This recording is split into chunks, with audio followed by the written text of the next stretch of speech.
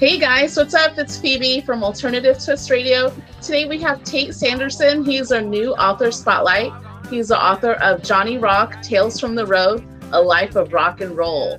Welcome, Tate. All right. How's it going, everybody? Good to see you, Phoebe. Yes, good to see you too, Tate. So I'm so happy to read your book. Your book was so fun and it was a very easy read. And as I was reading your book, I could imagine in my mind's eye like a movie. I was like, oh my gosh, he's doing this. He's doing all this stuff. He's on the road. What's going to happen next?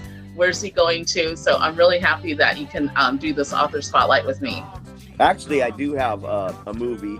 It doesn't portray the whole book and everything, but I used clips from when we were like on some of those first tours. I had some old video clips from that, and I put a lot of stuff together through the years. So it's on YouTube, and it's called the same thing, Tales from the Road, Johnny Rock. But you can actually see what was happening back then, the different members I was playing with on the road, and some of the people we met, and our vehicle breaking down and all that. You can see the whole thing that happened, which was pretty cool. But it's like it was hard to put everything in the book into the movie, so you really got to read the book so you know the whole story, but then watch the movie for the the extra special parts that you can really relate to of being there. How fun. I'm gonna have to check that out. I wrote that down, and maybe I'll include some of the clips in the this interview here, if that's okay with you. Just a few. Yeah. That'd be awesome. So fun. So how did you come up with the name Johnny Rock and as a stage name, and why? That's a really unique name. Tell me about it. Yeah, back at the time, I think I was going as Little Man Tate, and I had a radio show. I was a DJ up in LA doing KCLA. I went to the little school, broadcast school, and had my radio show, and as Little Man Tate. So I started touring over in Japan. I'm like, I'm going as Little Man Tate, And then I started writing the book, and my brother, who was one of the musicians who played a lot with me, and then my mother, they're both saying, you're going to get sued. Everybody gets sued, and no matter what you do. So they're like, change your name. And then so I changed most people's names, and except for the really famous ones. And then, but the ones working with me that might want to try and get some of the dollars coming in, I'm making big bucks on this one. Actually, maybe someday. But it was, so I started looking for a name, and I wanted something that said, I'm an everyday American, Johnny, Johnny this, Johnny that, whatever, and I'm a rocker, so Johnny Rock, and I looked it up online, and I didn't find any Johnny Rocks anywhere. I'm like, great, and then as soon as I put it all out, you find a Johnny Rock here and a Johnny Rock there. They're all over the place, but I've already been sticking with it, and it's working. So Johnny Rock is what happened. Then I started selling the book. I was living over in Hawaii, living in a van, driving around, staying at people's houses, but playing over the whole Big Island. And so I'm playing with this band that we just started, and they're like, let's go as Johnny Rock, because you sold like 1,000 books here, and everybody knows you as Johnny Rock. I'm like, okay, I guess I'm Johnny Rock.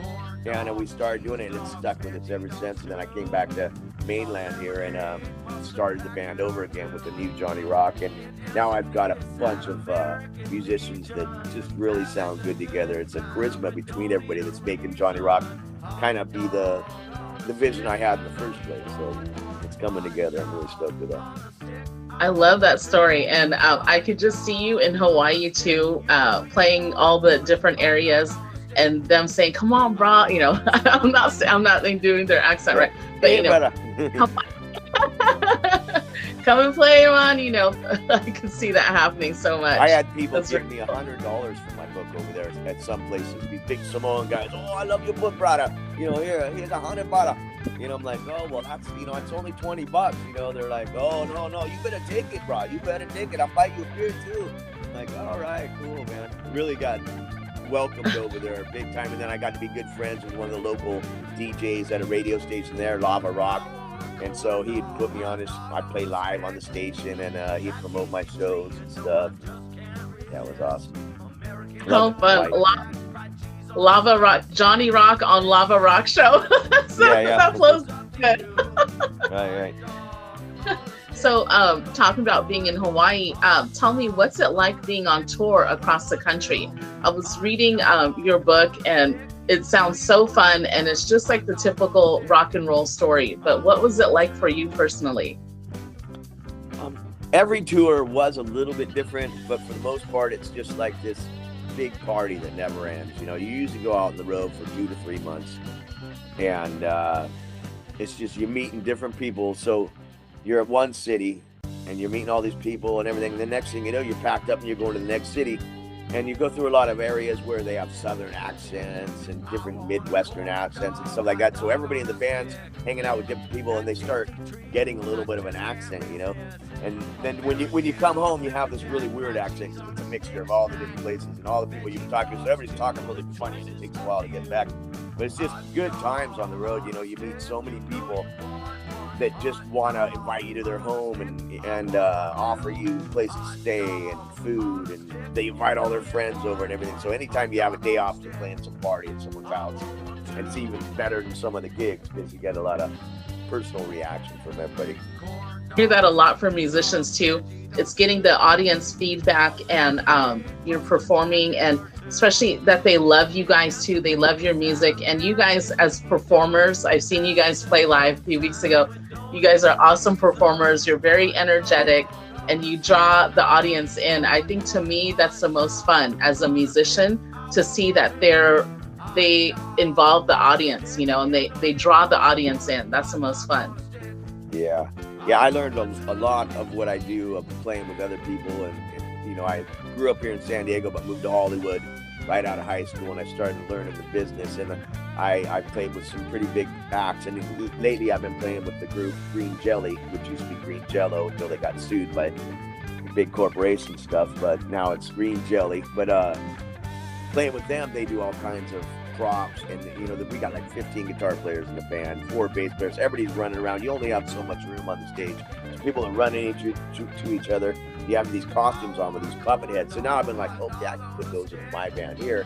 So I've just changed it to more of a surf rock type funky thing, and we wear our costumes and we're running around and just try and make it look good. I try and make it like, when you come to our show, I want it to be beach party rock. So I bring some blow up palm trees and a fake fire and some beach balls and plastic leaves, and try and make it like, hey, we're at the beach, we're at the luau, we're having a beach party right here, join in on the fun. And usually people start relating to that, and they're buying Mai Tais at the bar, and they're kicking their shoes off and dancing around, which is really cool.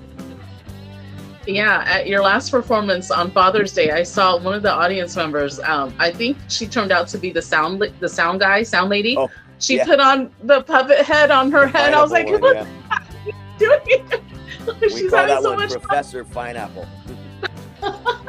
But yeah, that was so funny. Lately, we usually get 1 or 2 people to come up and dance around with one of the puppet heads. But sometimes when we have the full band there, we didn't have everybody there at that show. But when my other guitar player's there, I'll put one on and I'll just sing a song, or maybe if I'm not singing, I'll just wear them on the guitar and put them on for different occasions. You know, they're fun. You know, and people react to that, and you want people to have fun. You know, because then they'll enjoy your music more. Yeah, exactly. So, tell me, what was your favorite moment out of all the crazy times that you had, crazy adventures on the road? Wow, so many crazy things that happened. Let's see here. Oh, it'd probably be, you know, I've been sponsored by a couple companies where they gave me like 50% off, you know, things like that. And then I got the Sabine tuner where they sent me in the mail. It's like $250 tuner for free. And I'm like, yeah, cool, I'm getting there. Except I was trying to redeem guitars for a long time. And we were talking back and forth for about a year or two. And then I'd be sending them t-shirts and stickers and, you know, talking to them at the NAMM show every year. And then so we call them up and we're going to do a show for them in Florida. And they don't show up to our show. We're showcasing just for them in a bad part of town. Not the best club ever. We're not getting paid much, and they don't even show up. So we're all bands, all attitudes are low. And so I'm like, you know what? Let's find out where they're at. So we went and looked up through the phone books and stuff like that. We found out where their factory was. And after the show that night, we drove our bus and we slept in the parking lot of Dean Guitars. And so when we woke up, which was later than everybody else, they were already in there working. They knew we were there because they saw the bus out there, and our singer was like sleeping on the roof. And we went in there, you know, like it's Florida, you know, the weather's really hot and muggy, so we're all just wearing trunks and flip-flops, and our hair's all ratted out. We needed shaved. We went in there and talked to them. And they were really receptive to us. So like 3 of the head honchos from the company said, okay, you come here to me and we're going to talk to you about it. And the rest of your group, here, we're going to give you these rooms back here with phones in them. It was like Mother's Day or something too. You guys can call your moms, call anywhere you want in the world, just have a good time, just, you know, do whatever. And the refrigerator full of Cokes and water and everything else. And we're like, woo, you know, and talking to people working there. I went back in the back room. It was a pretty big room, and they had all these guitars everywhere, and they said, grab any guitar you want and play something for us. So I picked out a nice Cadillac, which I really liked, and I didn't get to plug it in or anything, just had to play it for them right there. Next thing you know, they're saying, okay, we're going to sign you a deal for the next 6 years. We're going to give you 1 guitar a year for free, and you can pick any one you want right now off that wall and take it with you, and it's yours for the rest of the tour. I was like, whoa, yeah, you know, my head exploded. I was this big, huge ego. So after that, we're in the bus again, and we're going to get gas. You know, always going to get gas, running out of gas constantly. And after we loaded up with gas, we had like, I don't know, $20 left. So we got, what was it? It was like an AM PM or something. We got a corn dog each and a 6-pack of St. Pauli Girl beer, which was one of my favorites. And since there was 5 people in the band, I got the extra beer because I just got signed by D Guitars. And it was like, I was just so, and even the band were like, you're never going to get it. No, you can't get that. Nobody, you know. But then I was like, I got it. Woo! So that was just like unreal moment, you know. I can't ever forget that. And then since then, D Guitars taking care of me really well. Carbon Guitars used to take care of me. You know, they're not happening too much peaceful now, but a lot of the companies, they treat you better than anybody else. And a lot of times I'd be having talks with them, the A&R reps, and I'm like, man, I keep trying to make it, and this isn't happening, that's not happening. They go, well, you know what? We believe in you, and so you should believe in yourself, because if we believe in you, you're going to do it. They would make me feel good again. I was like, okay. So sponsors are really an uplifting thing to have and to go out for, because they can bring you up when other things are bringing you down. It's a hard world, you know, and you get a lot of rejection. I could definitely feel that, because that's one thing I think all musicians are trying to get, you know, the big corporate man finding them first, you know, signing them, and then sponsors sending them on the road. And I've even heard some musicians that are playing for our station that they go on tour themselves, like they self-propelled tours, and then they find sponsors on the way there, you know, in each little different city. So you have to push hard, but I agree with you. The sponsors lift you up. The audience members lift you up, you know, so there's always going to be some haters, not receptive people, but in the end, it's about making music, making people feel good, listening to your music. And that's what I like about your song. It's uplifting. You want to dance a little bit, you know, you're like, oh yeah, this is good. It's awesome. I love it. Get the party started. That's right. So what would you say to an upcoming musician that wants to go on tour? It's hard, man. There's so many things you got to think about. I would say promotion is key. Make sure you promote yourself really well. Make sure you have some good songs and you're tight with your group. But even though you're going to get a lot tighter once you go on tour, you know, it's hard to get as tight. When you're on the road, you're playing every day. You're living with the guys and everything, and you come back super tight. But try and be as you know, professional and tight as you can when you get out there. You know, bring your own toothbrush and everything, because, you know, it's hard to find a toothbrush sometimes on the road, and you're running out of money and everything. If you don't have your own, you know, hide that thing too. But all I can say is give it a try. It's one of the greatest things, you know, just going out there and having the love of everybody towards you and your music. It's just a great feeling. And if you don't make it after that, like I go on a lot of tours, and half the band, or at least one, almost every time, quits the band after that and wants to get a real job and have more of a steady place to live and all that, you know. So it's a little rough, but it's just worth everything you put into it. You get it back, you know, and the love from the people. That's right. So while we're talking about your book and being on tour, I'm going to go ahead and do a reading from your book. This is the book description, and your book, Johnny Rock, Tales from the Road, A Life of Rock and Roll by Tate Sanderson, is available on Amazon. There's the ebook available on Amazon, as well as the physical copy. Can you see that up there? Oh, That's yes, the yes. that I used, that I made the cover of the book from, and it was a lady. She's since passed away, but she gave that to me. That was a picture when I was we were headlining at the Roxy when I was playing with Dirty Looks, and that picture was on all the magazines in Hollywood at the time. It was just on the covers and stuff, on the back cover, you know. But it was like, I was really proud of it and everything. And I gave her a copy to her, and for my wedding, she hands me this painting she just made, which is the exact picture except all colors. She made it look really cool, you know. I love it. So cool. Okay, so this is the book description. Okay. Go on tour with a rock band. Real life adventures as a musician, Johnny Rock. Tales from the road. The shows, the fans, recording, interviews, and tours. That's a life of rock and roll. Tate Sanderson, aka Johnny Rock. If you knew him growing up, you never saw him without a guitar or a haircut. Graduation day, out of Sunset High School, he rolled out of town, Hollywood bound. A dream, a guitar, and a lot of ambition tossed him onto the highway of life, touring the USA, Mexico, and all over Japan. MTV, there was Tate, also known as Johnny Rock, on Headbangers, Ball and Rock Group, Dirty Looks, on Sony Rock World Records. The video, One Bad Leg, was filmed in Encinitas and Del Mar, so we can catch more of your videos on YouTube. Tate has played, performed, and recorded with musicians from bands including Dirty Looks, Green Jello, Iron Butterfly, Tesla, Fishbone, Dr. Mad Vibe, and the Missing Links, the Black Flag, the Motels, Beebs, the Pumps, Saints We Ain't, and many more.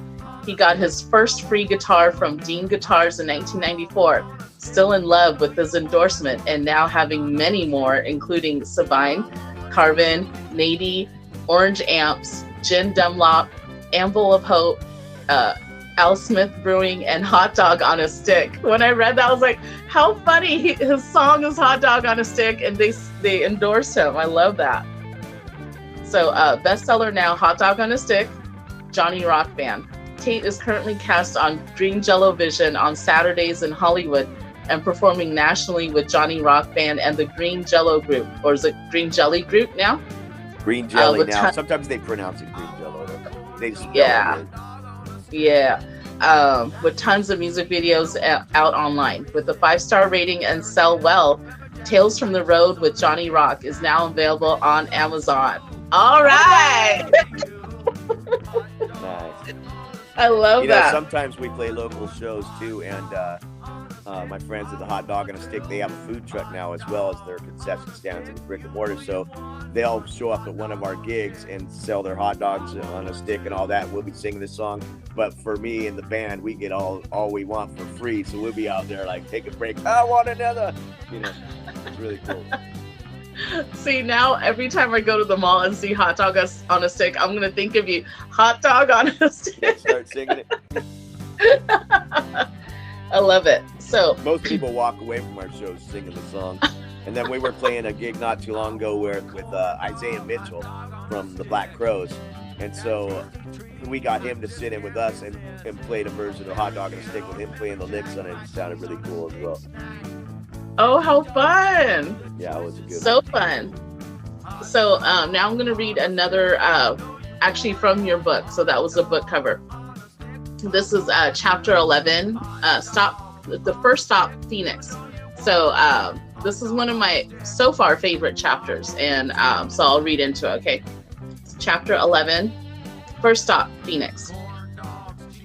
When we arrived at Hollywood Alley, a cool pub-type bar in Phoenix, we were welcomed with custom-made pizzas, our #1 favorite cuisine. First gig, first song, first note. Johnny Rock drew First Blood. Reality hit on a much smaller stage than we were used to. We were playing some heavy rock and roll, so we were running around flipping our hair. Basically, we were out of control and loving it. Seamus, our singer, and I collided as he was flipping his hair and I was swinging my axe. My axe won, and Seamus had blood squirting out above his left eye. A waitress came up and gave him one of those white bar rags, which was soaked in no time. The audience thought it was part of the act and loving it. Everyone left to see blood. 45 minutes. I was envisioning that happening, especially your blonde hair, and then all of a sudden the guy getting cut above his eye. Oh my gosh. 45 minutes of rip-roaring rock later, and Seamus had lost a couple pints of blood. We unhooked the trailer from the rig o' sin, and Oz took Seamus to the hospital while the rest of us moved the equipment back into the trailer. Seamus would do anything to get out of moving equipment. That's true. Then we partied with our new fans who were impressed with Seamus and his totally awesome, real-looking blood props. Little did they know. About an hour and a half later, they were back. Seamus had 37 stitches in his left eyebrow. My guitar string had ripped it out pretty good. Sorry, bro. A friend musician of ours from LA showed up at the Phoenix gig. His band had supposed to play that show that night, but their tour bus broke down in Yuma. So he flew in and took a taxi to the gig, but had nowhere to stay. So our friend, with some new fans and the Sinners, continued to party in the Sin-mobile in the parking lot all night long. When the sun came up the next morning, Seamus was in the club having a beer before they even opened. So we all went in, cleaned up using the bathroom sink, and used the bar as our office to revisit our tour plans. This club was great. They kicked us down pizza, salad, beers again. We were feeling the love. We set up an interview at the ASU radio station and found some record stores to drop off 45s, CDs, and the Violator. We were promoting our show the next night in Tempe on St. Patrick's Day. My father lived nearby Chandler, so we paid him a visit at his retirement-type golf community. When the old-timers saw us coming, they got scared. No surprise. We were a frightening group of long-haired freaks with a big old rig and trailer that was taking up their whole parking lot. My dad loved the attention it caused. The whole band went to the pool at their association clubhouse for swimming in a jacuzzi, freaking out a few old folks. But after a while, we had most of them drinking beer with us. We'd showed up with a couple 12-packs. It was good to see my dad, his wife, and my grandmother too. She was a great lady. I remember one of her more famous quotes, "Touch my drink and I'll break your arm." A sweet old lady, rest her soul. Yeah, Grandma Sanderson. I love that part. You know, I could just see that happening with your hair. And I don't know, Seamus had long hair too, but I could just envision that. And just blood spurting everywhere. Oh my God. Yeah, what if you watch the movie I have on YouTube about the tour and everything, there's a shot, or there's a couple about that, but there's one close up of his stitches in his eyes and everything. He got like 27 stitches or something there. Oh my goodness. Yeah. That is so crazy. He was a trooper too. You know, I ended up giving him the guitar that I cut him some face with that time, because after that, later on the tour, I ended up getting sponsored by Dean Guitars. So I'm like, okay, you can have the one, you know, that I almost killed you with. So well, the more sentimental value. What was that? I was just going to say it's more sentimental to him. Oh yes, this is that's the guitar that gave me that scar. The funny thing too is it's a red guitar. It's all candy apple red. Got the blood look already. It's almost meant to be, almost. Right. That's so fun. So I'm glad you were able to take some time out of your busy day to talk to me. So your book, Johnny Rock, Tales from the Road, A Life of Rock and Roll by Tate Sanderson is available on Amazon. Go check it out. Go on his YouTube. It's Johnny Rock Band. Johnny Rock Band, yeah. Yeah. Johnny Rock Band at Music Tape Live. But if you just look up Johnny Rock Band, you'll find it. Yeah, and I'll include your Tate Sanderson, you'll find it. Look up anything around there. You know. We got over 80 videos out too of songs that are mostly current right now on there. So, and then some old ones from back in the day. So. Very nice. I'll include all the links in the description too, so they'll be able to find you right away. Awesome. Thank you so much. You've been so great with helping out, and the support you give musicians is just unreal. It's great to see people doing that these days.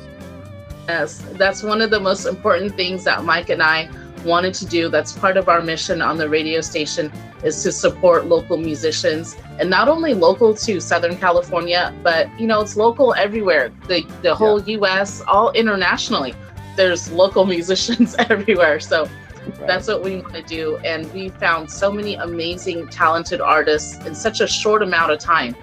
And I love interviewing, talking to people, because you see the love of music and what music does for people too. Yeah. Brings back memories, makes you smile, makes you cry. Yes. That one song, "It's the Guitar Man." Remember that one with Brett? Who makes you laugh? Who makes you cry? It's the Guitar Man. And then Kate did a version of it too. I'm thinking about doing my own version with some more guitar licks in there. Oh yeah, that would be fun. And music absolutely does bring back memories. It brings you back to times when you can't even really go back in your own emotions. It draws you in when you least expect it, and that's so powerful. Yeah, it's a good thing. I'm so glad you took some time, Tate. Thank you so much. Well, hello. How's everybody doing out there? It's Tate Sanderson, aka Johnny Rock, and I want you to go buy my book. I wrote it for you to read, so go buy it, please. You will enjoy it, I promise. It's at Amazon. You can get an e-copy, or if you come to any of our shows, Johnny Rock Band, I'll sign one for you and get a hard copy right to you. Thank you very much, and have a great day. Thanks for watching, guys. Please share, like, and subscribe to our channel, and find us on all of our social media, links in our bio. Thanks.